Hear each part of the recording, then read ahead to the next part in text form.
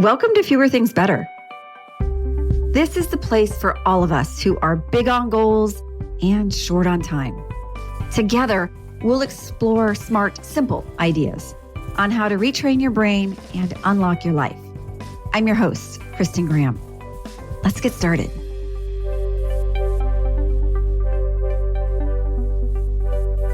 You're a good person. I'm sure of this. As humans in the world, we are part of a tribe, sometimes multiple tribes.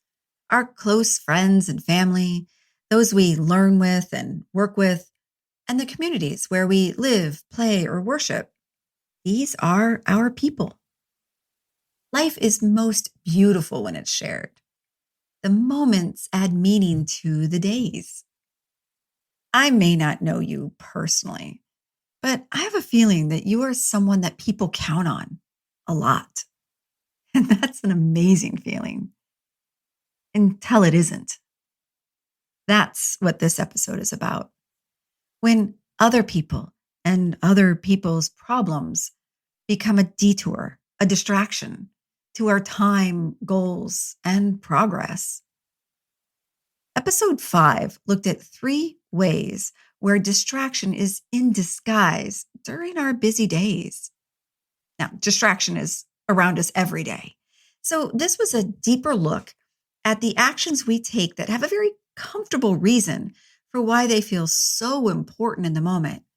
And then we're left with the very real effects on our time and attention and progress. The bottom line on top of this episode is that you are not required to set yourself on fire to keep other people warm. Ouch. That seems a little harsh. Good people help good people, right? Of course. The exploration on this topic is when help becomes a ready excuse for why you allow your time to be spent so freely by others, or you spend it yourself in service to others. What is the compound cost of that time against your own priorities and progress? In the 1980s, a concept called the helper's high began being studied. It focused on the positive emotions that follow selfless service to others. And there are very real psychological and biochemical boosts that can happen when we help our fellow humans. Some research even suggested that do-good mood boost lasts up to several weeks. What I'm touching on here feels different.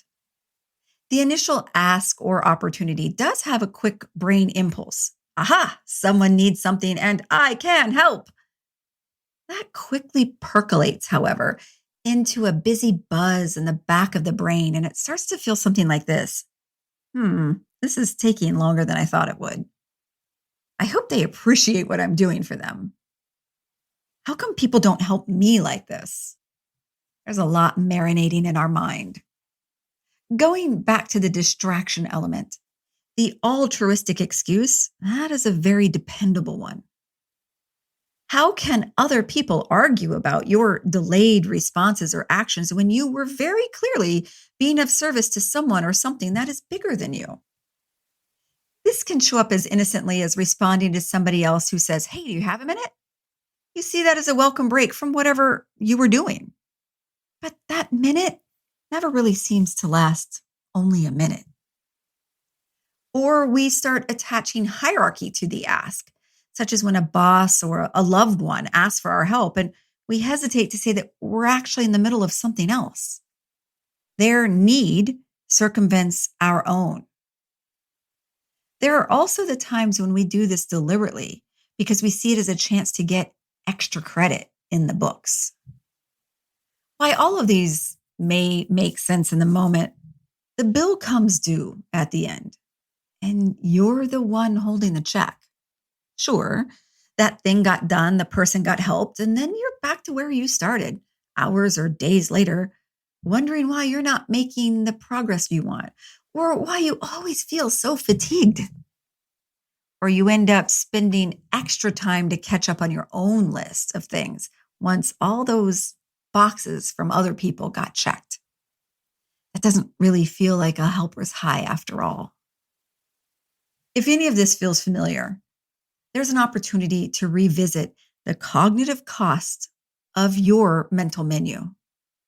How much does that have a minute actually cost? Maybe not cost them, but cost you. If there is a hesitation to share the value of your time, that's often a signal that the people who order from your menu often benefit from discounted rates.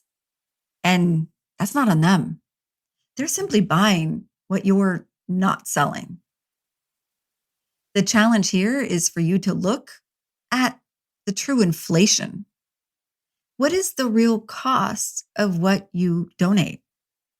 An easy yes today to be seen as a helper can quickly accumulate more meetings, tasks, and actions that you didn't intend.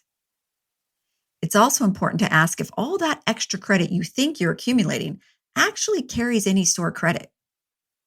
Maybe it does, maybe it doesn't, but it's hard to know if you never actually try to redeem it. And the larger question here is how often and how willingly you jump to pitch in and help out. Even if the other people genuinely appreciate the effort, explore if this is a tactic that you use to avoid the extra steps in the goals that you said you wanted. If you're busy making life easier for others, you don't get to enjoy the fruits of your own labor. This is especially true if you're the type of person who is always willing to help, but rarely likes to ask for help. Reciprocity, that's one of the original currencies in our tribes. It's good to be good to others. And it's even more powerful to be good to yourself. That doesn't make you selfish. That makes you dependable to you. Once you learn to quit, it becomes a habit, said famed American football coach Vince Lombardi. Look after your distractions so that they don't become habits. The best habit we can cultivate is taking care to take good care of others, for sure, but definitely of ourselves. Thanks for listening. You can find a lot more like this over on unlockthebrain.com or follow me on LinkedIn or Twitter. And if you found value in this podcast, please take a quick moment to rate or comment. Thanks so much. And now let's go do fewer things better.